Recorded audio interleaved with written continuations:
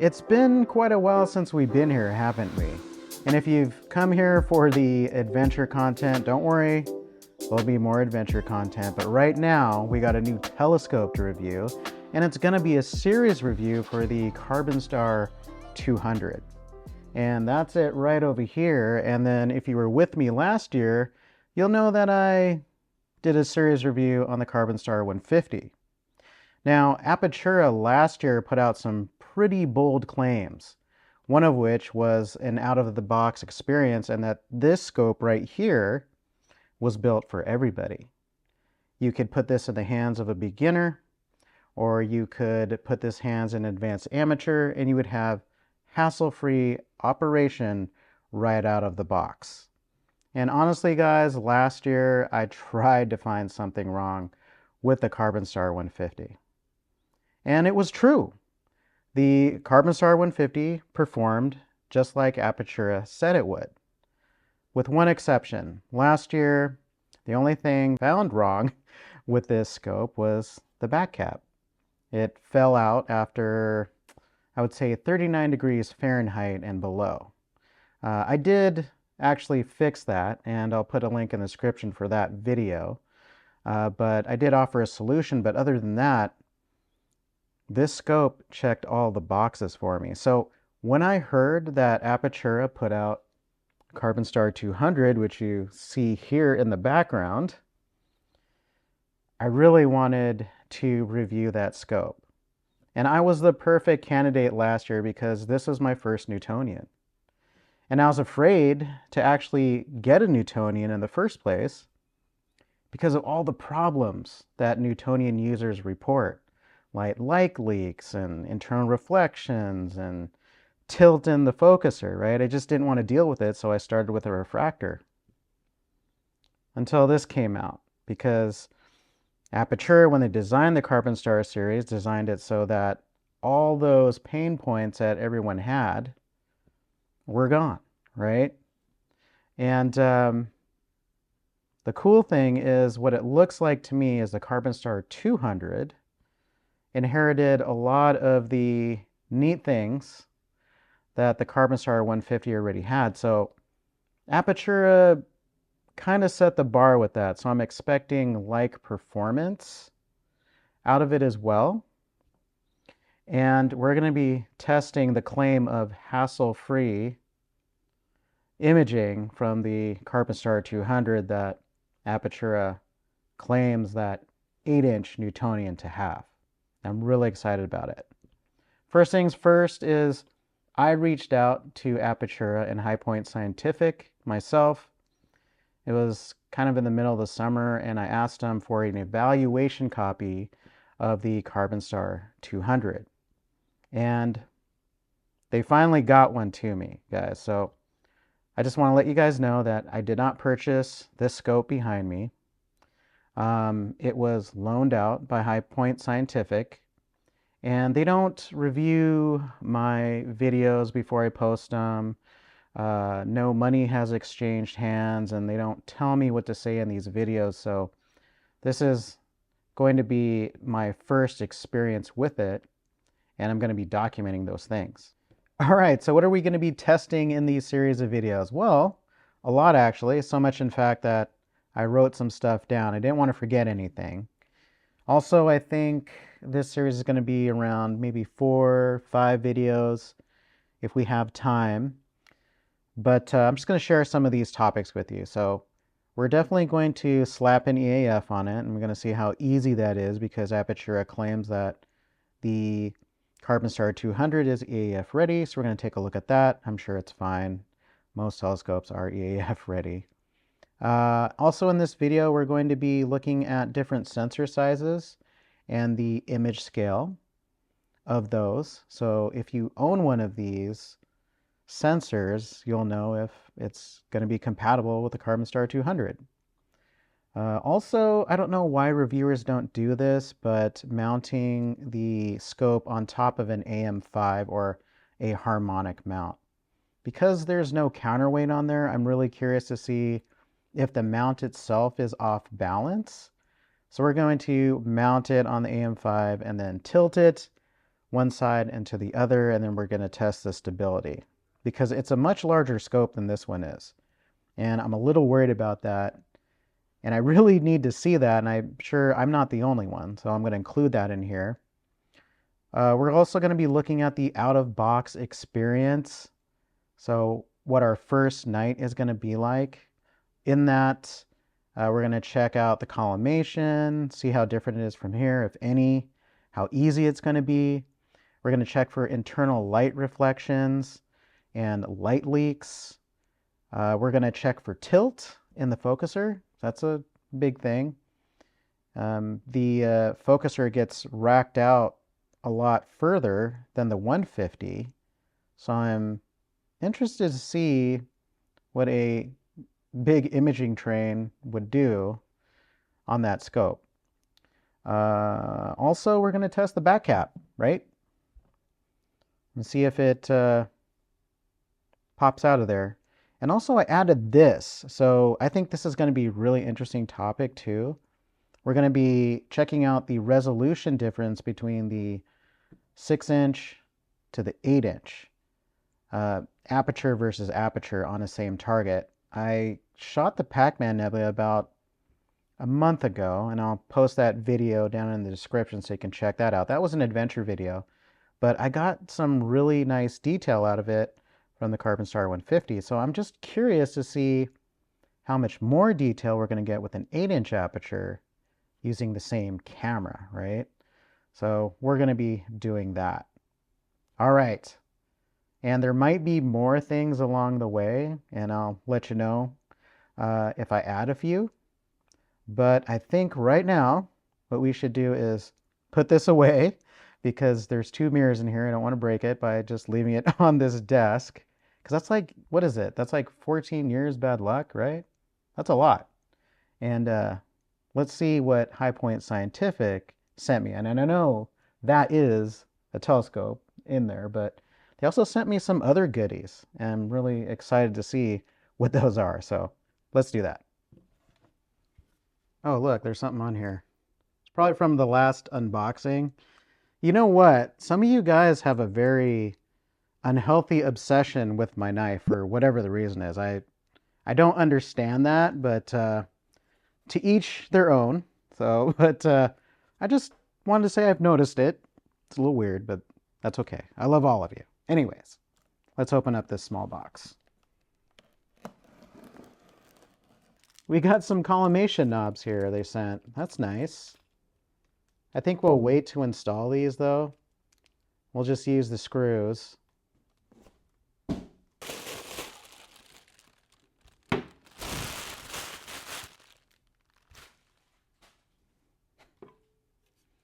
right, yeah, look at this. It's definitely all Carbonstar seried out. Red and black. Boy, this looks really cool, guys. Looks really, really cool.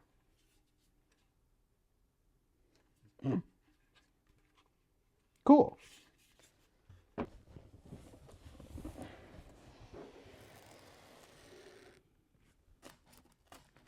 Dangerous unboxing, right? I almost poked myself too. All right, so we have a mirror mask. Now I bought one for the 150 and I never used it. Okay, I'm just not a mirror mask guy because when you put one of these on, you kind of nerf the scope. And I want to get as much signal as possible, and I love how the stars look without it, but some of y'all might want a mirror mask. They do have one.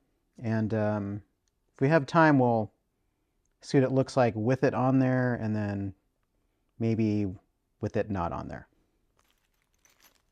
All right, got some standard hardware here. That's what that looks like. All right, what is this? It's a big bubble wrap tube.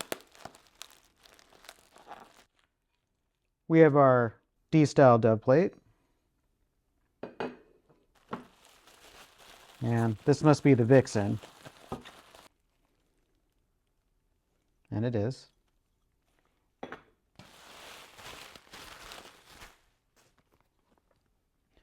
I know what this is for sure. This is the coma corrector. take a look at this. This is going to be cool. So the coma corrector has 2-inch filter threads on it. Ooh. It's the same quality as the 150's coma corrector is, and it was very good actually. All right, check that out. There it be. Yeah, pretty darn nice actually. Look at that. It's got the nice writing, and that's what this looks like here. Very, very cool. Can't wait to start using this. Pretty sure these are the CNC rings for the Newt.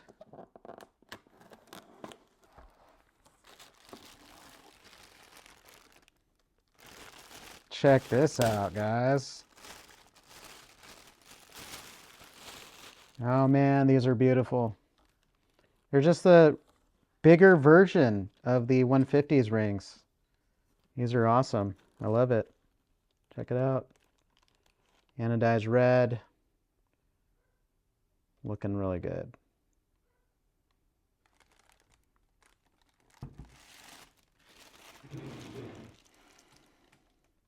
This is a much bigger scope than the 150. We only got 2 more inches of aperture, but this scope is enormous.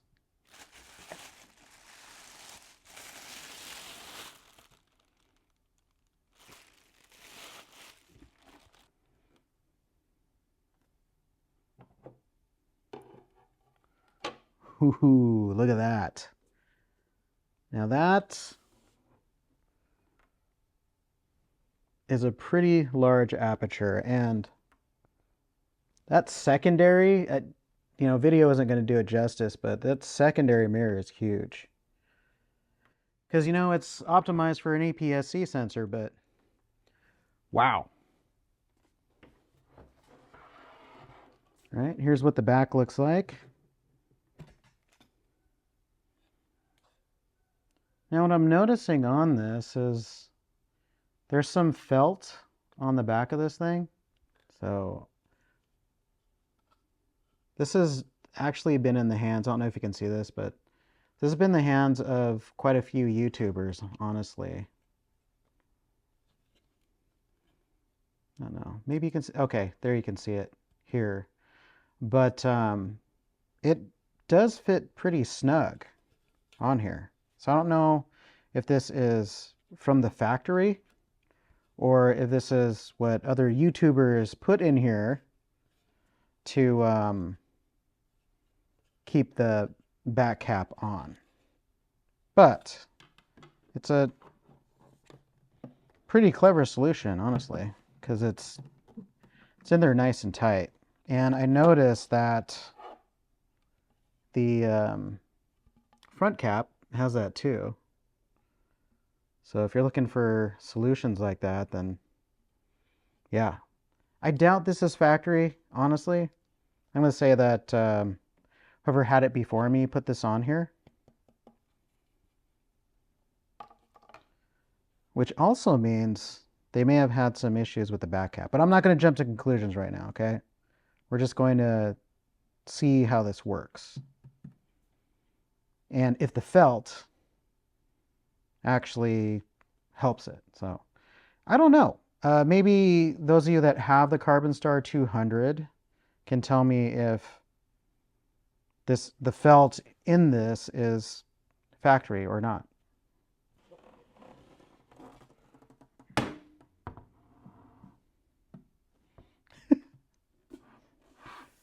All right, I'm going to take time to assemble this, and then I'll be back to put the EAF on it.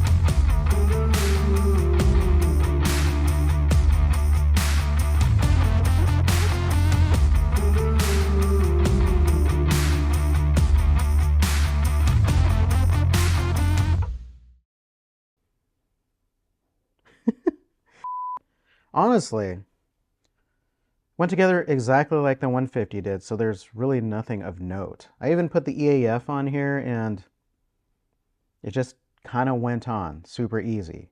So if you actually need a detailed guide on how to install an EAF on a Carbonstar, I did a really detailed one on the 150. So I'll link that video down in the description. I'll even bookmark it to you so it'll be right queued up right at that part. But I think right now what we should do is grab my 150 and compare it to the 200. So here it is, the 150 right next to the 200, and as you can see, there's actually a big difference in aperture here. It doesn't sound like much, 2 inches, 50 millimeters, but it really does make a big difference. These are both f4 scopes, and the 8-inch or the 200 is going to be collecting more light for sure. All right, let's slap on our imaging train and see what that looks like. Okay, so I'm going to loosen these up, take this out, and let me grab my coma corrector. It's right over here. Okay, so here's my setup. I got a APS-C sized 071 MC Pro. It's roughly the same weight as the 2600 if you guys have one of those. 2-inch filter wheel and also a CAA. So we are loading the 200 up for sure. So we're just going to screw in the coma corrector. Maybe.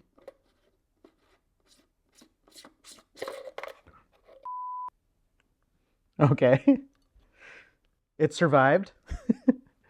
And let's put this in here. Okay.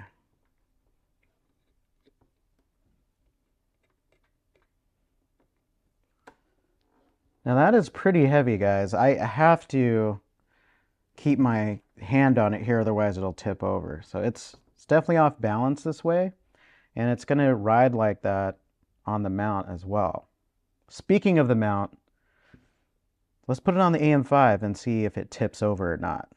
This is something I'm really interested in, and it's something I really need to see. So we're not going to put a counterweight on it because it's under the weight that it should be. This should weigh somewhere around 17, 18 pounds, so that shouldn't be a problem for the AM5. Alright, are you guys ready to play like one of the most dangerous games we're ever going to play on this channel? So I have my Carbonstar 200 racked out to 35 millimeters on the focuser with my imaging train on here and then my guide scope, and I'm just going to use the hand controller. And we're going to see if it falls over. Okay, let's see what it does. And let's not break it, because this scope isn't mine. Okay. All right, all right. By the way, this is the first time I've used this hand controller, so... Okay. I mean, it didn't fall over. Okay. Let's try the other side.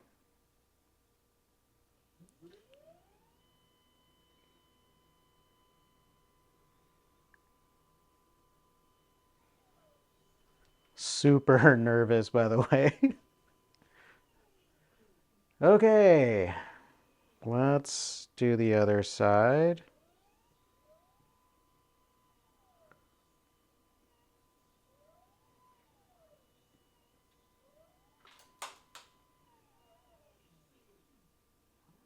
Okay.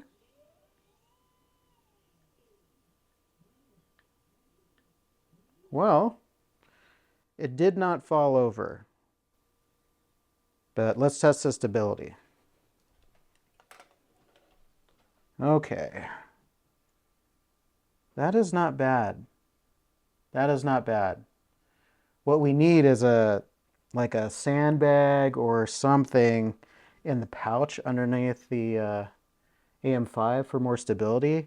But I can see why people put a counterweight and a counterweight bar on here, because it's just more security.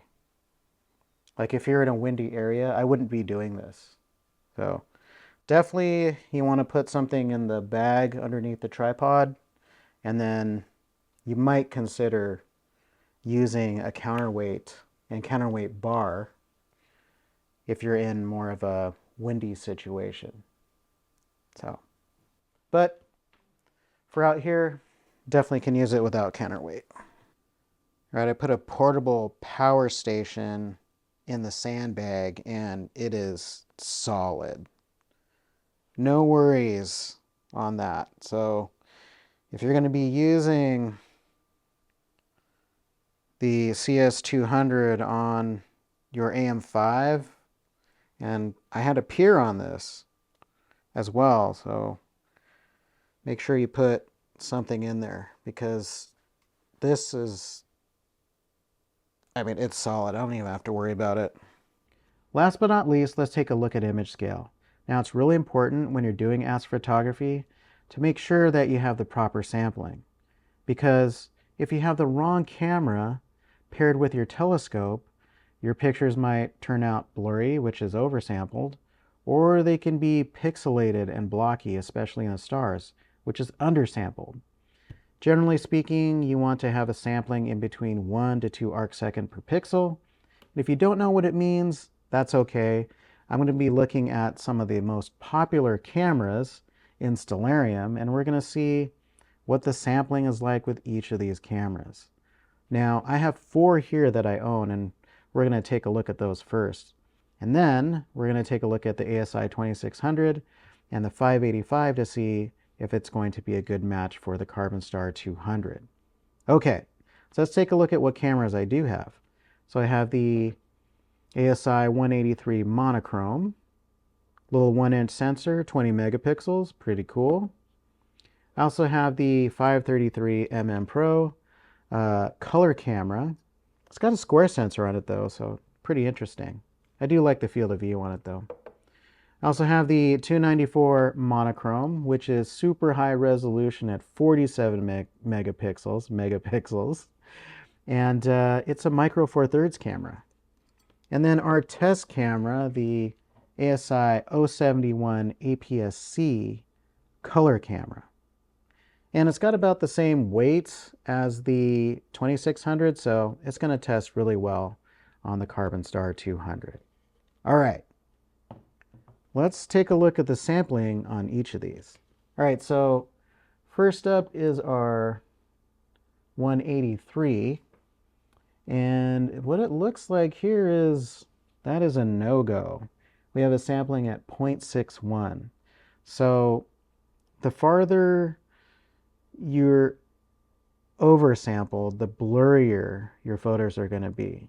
So if you're at 1 arcsecond per pixel and you go down to 0.90, 0.80, 0.70, it's going to look pretty blurry. And 0.61, I would never shoot at 0.61, honestly. That's too blurry for me. So we're not going to use the 183, at least in this configuration. Because it's monochrome, we can bin it. So let's take a look at if we bin 2 on there, or bin 2 settings, how that changes. All right, much better. Look at that. 1.23. So my photos with the 183 in bin 2 are going to look really darn good. However, when you do bin a camera, know that the resolution of your camera does drop. So instead of 20 megapixels, I'll be shooting somewhere around 5 megapixels.